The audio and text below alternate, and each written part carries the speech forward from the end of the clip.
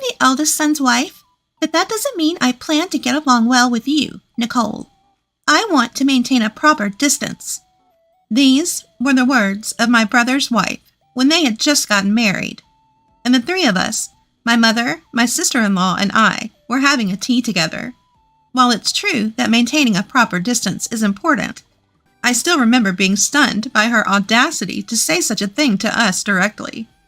The reason we had tea together was because my mother wanted to build a closer relationship with Amanda. Apparently, she didn't realize that my mother was trying to be considerate, and I was disappointed about that. After we got home, I sighed at her words and attitude. My mother, smiling, a bit lonely, saying, "She must still be feeling tense." My name is Nicole. I'm a 33-year-old office worker. I've been living with my mother in our family home since my father passed away from illness 10 years ago. My brother and younger brother both have their own families, but I have no plans to marry yet.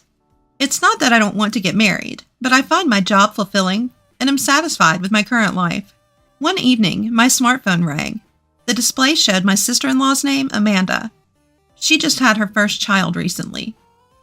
It was very unusual for her to call me.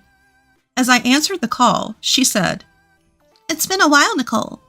I just gave birth the other day, but I haven't heard anything from you. Normally, I would expect my sister-in-law to offer congratulations on the birth." I thought to myself, she hasn't changed a bit, as she began the conversation with such a blunt statement. She is the same age as me and has been married to my brother for 7 years. My brother is head over heels for her. I would never say it out loud, but I have never liked her. She tends to make sarcastic remarks and has a nagging way of speaking. For some reason, she doesn't act this way towards my brother. "Amanda, it's been a while. I should have contacted you sooner. I apologize. Congratulations on your childbirth." I had been busy with work, and since my sister-in-law had just given birth, I thought she would be busy too, so I held back from reaching out, but that seemed to have backfired. However, in her case, it would be wise not to mention that. I had once apologized to her for something and used work as an excuse, only to receive an annoying response like, "Are you trying to show off how busy you are because I only work part-time? You don't have to brag about it." Of course, I had no intention of showing off. As I apologized sincerely, she snorted. "Well, whatever. You should come see the baby sometime soon. She's a cute little girl. You're enjoying your single life and working hard, so I'm expecting a nice baby shower gift from you." That's her real purpose, I thought, feeling disheartened. Although the baby is my adorable niece, and her birth is indeed something to celebrate, I couldn't help but wonder why my sister-in-law had to make such unnecessary remarks. I just wish she would let me offer my congratulations with genuine feelings in my own time. "All right, I'll come visit with my mother on a day that works for you." "Oh, please don't bring your mom. I'm not good with her. Besides, I already introduced her to the baby when we left the maternity ward. We even got the congratulatory money from her." I felt irritated by her words. What kind of attitude is that? It's as if she's saying there's no other reason to meet my mother other than for a celebratory gift. Besides, is it right for me to hear about how difficult her mother-in-law, my mom, is to deal with? Okay, I understand. Please let me know a convenient day, and sorry, but I need to go. I need to take my dinner break now. Amanda's insensitive remarks weren't anything new. But I didn't want to feel any more uncomfortable, so I just replied casually and hung up the phone. I felt very uneasy. Seeing me come down the stairs with a scowl, my mom, who was preparing dinner, tilted her head. I thanked her for the meal she served and told her about the conversation with Amanda. I was so upset, I had to vent to my mom. "Well, that's too bad, but there will be plenty of opportunities to see the baby," my mom said nonchalantly, seemingly unfazed by Amanda's words. "But it's been quite a while since she married my brother, and her attitude is just too much." "Your anger on my behalf makes me happy. By the way, I couldn't give it to you the other day because I wasn't ready. But could you take this with you as well?" Despite hearing my complaints, my mom still wanted to give an additional gift. I smiled bitterly at the wrapped present. "Mom, you're really too kind. All right, I'll make sure to give it. It's a celebration for the baby, after all." My mom nodded with a smile. There's a lot to think about when it comes to my sister-in-law, but it's for my adorable niece.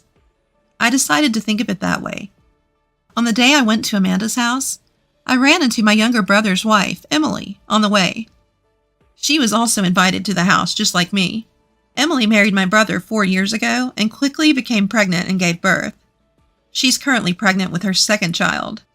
I might be rude to compare, but unlike my other sister-in-law, Emily is cheerful and honest, and she gets along well with my mom and me. When we arrived at Amanda's house, she greeted us with an unusually good mood. She led us into the living room, where the sleeping baby lay in a crib. The innocent sleeping face soothed my heart. We laughed together in hushed voices so as not to wake the baby, and took our seats on the sofa. After Emily handed over her gift, I followed by giving mine. Here are some blankets, toys, and this, a baby outfit that my mom made. She unwrapped the package containing the clothes my mother made. Upon examining the contents, she let out a heavy sigh. "Handmade? That's worse than trash. Even though she's the grandmother to her eldest son's child, why does she give us such a cheap-looking gift? The other items aren't great either. I'm so disappointed in her." She carelessly threw my mother's handmade clothes on the floor, and my other sister-in-law quickly picked them up. "That's so terrible. Our mother-in-law took her precious time making them and wrapping them so neatly. If you don't want them, I'd be more than happy to take them." My sister-in-law laughed dismissively at Emily's words. "Ha ha ha ha ha! Really?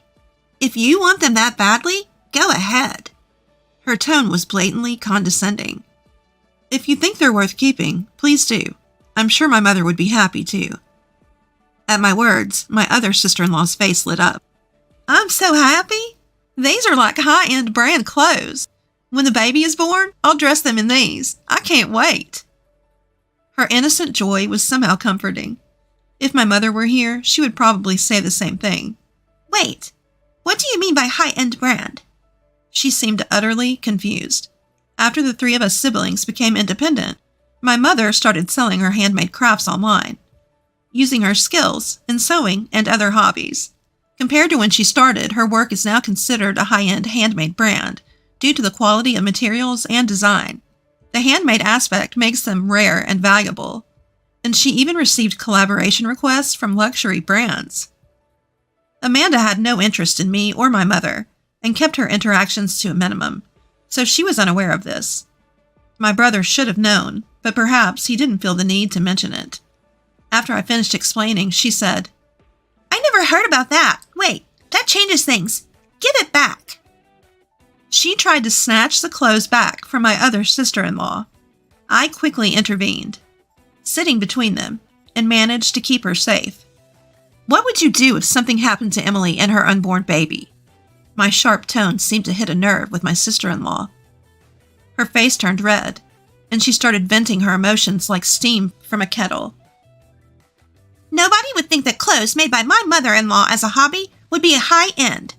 It's like a trick, you sly woman," she began. "Nicole gets to continue doing what she loves even though we're the same age, and it's not fair," she continued. "Emily, ignoring me as the elder sister-in-law, had a baby right away and is already expecting her second. It's so sneaky. Show some consideration and hold back a little." In summary, that was her rant.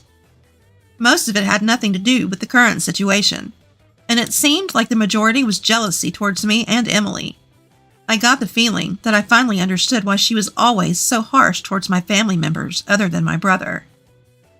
Upon getting married, she quit the job she loved and switched to part-time work to focus on housework and trying to conceive. In the midst of that, she may have harbored resentment towards me for having the freedom to work and my other sister-in-law for her quick pregnancies. But that's a separate issue. It doesn't mean she can say whatever she wants or destroy someone's heartfelt gift, whether it's high-end or not. Amanda's emotions exploded, and she started crying loudly, which caused the baby to cry as well. As Emily, who was worried about the baby, tried to approach, Amanda restrained her, yelling, "Don't touch my child!" Emily and I were at a loss for what to do when my brother came home from work. Seeing his wife and baby crying in this strange situation, my brother's face contorts. What happened? Well, as I explained the situation to my brother, who picked up the crying baby to soothe it, he apologized to Emily and me. "I'm sorry. Amanda might be a bit neurotic from her first time parenting. Emily, I'm sorry to trouble you when you're pregnant. Are you feeling okay?" His concern for Emily's well-being seemed to upset his wife even more, and she yelled at him. "Don't flirt with someone else's husband when you're pregnant!" My brother scolded her, saying, "Stop it!" But his wife just whimpered and started crying again. "I'll handle it, so you two don't worry and go home. I'm sorry things turned out like this, even though Amanda invited you over." As my brother looked apologetic, we left their house. Outside, the sun was starting to set, and it was getting dark. I wonder if Amanda's all right. I understand how she feels since I was tense during my first pregnancy, and it was tough mentally. On the way home, despite having been verbally abused, I still worried about Amanda. My mom and Emily are such kind-hearted people. At least it doesn't seem like she was hurt by the harsh words, which makes me feel a bit relieved. Don't worry, my brother's there, so everything will be fine. As I tried to cheer her up, a smile finally returned to her face. A few hours later, after dinner, I returned to my room and picked up my phone to find multiple missed calls from my sister-in-law, Amanda. Yikes! At this point, I had a bad feeling. As I hesitated, my phone vibrated again, and her name appeared on the screen. I wanted to turn the phone off, but, resigning myself to the situation, I answered the call. "Why didn't you answer sooner?" I responded to a clearly irritated Amanda. "I was having dinner. What is my brother doing?" "He's in the bath now." If he were right there, he'd have stopped her from calling, so it makes sense. My brother takes long baths, so she probably wanted to complain about something while he was not around. Even though I have an idea of what's going on, I asked her, "So, what can I do for you?" "Send another set of baby clothes." At her words, I couldn't help but blurt out, "What? Are homemade clothes worse than trash?" "Stop nagging. It's a high-end brand, right? I want to brag about it on SMS. Ask your mother to make another one." I sighed, fed up with her ridiculous request, which was even more absurd than usual. I wasn't expecting her to apologize, but this was too much. As I was at a loss for words, she became even more aggressive. "What's with the sigh?" Emily says. "I've already gotten mine, and everyone else. Really?" From her tone, I could tell she had called my other sister-in-law before me. She probably claimed the clothes as her own and tried to snatch them. Not realizing how absurd her words and actions were, I couldn't help but burst out laughing. "Shame on you, Amanda. Throwing my mother's heartfelt gift on the floor, calling it worse than trash, then flipping your attitude when you find out it's a high-end brand. Aren't you embarrassed as an adult? If you really want it, apologize to my mother and ask her yourself." I had never been harsh with Amanda before, all because I was considerate of my mother and brother, but I'd reached my limit. My mother knew the whole story about giving the baby clothes to Emily. I don't like the idea that she thinks she can get them by just asking me. She should bow her head and ask for it herself once in a while. "So you're saying all those mean things because it's about my child?" Her voice was shaking after hearing my true feelings. "It has nothing to do with that." I denied it, but she fell silent, and I could hear her sobbing on the other end of the line. She seemed to be quite sensitive when it came to being criticized herself. "Everyone is so cold. I finally gave birth to a baby, and nobody's pampering me. I'm blocked by Emily, ridiculed by you, and my husband won't even take my side. In the end, only David is on my side." A sudden mention of an unfamiliar name made me doubt my own ears. I was shocked to hear that even gentle Emily had blocked her. But she must have said something terrible to her on the phone. Wait, who's David? At my question, she gasped. Realizing that she had let something slip, she seemed to be panicking. As I waited for her to say something, I heard my brother's voice asking, "What's going on?" He must have just gotten out of the bath. She was startled too, and she stammered. No, that's not... David is just an online friend. You're misunderstanding things. I didn't know what the misunderstanding was, but my sister-in-law was desperately making excuses. I suddenly heard my brother's voice as he took over the call and took the phone away from her. "You're talking to Nicole. Sorry, Nicole, but I need to talk to her for a moment." His voice was lower and angrier than usual. I agreed and hung up the phone. It's probably going to be a stormy situation from now on. Later, my brother came to our house to report that he was getting a divorce.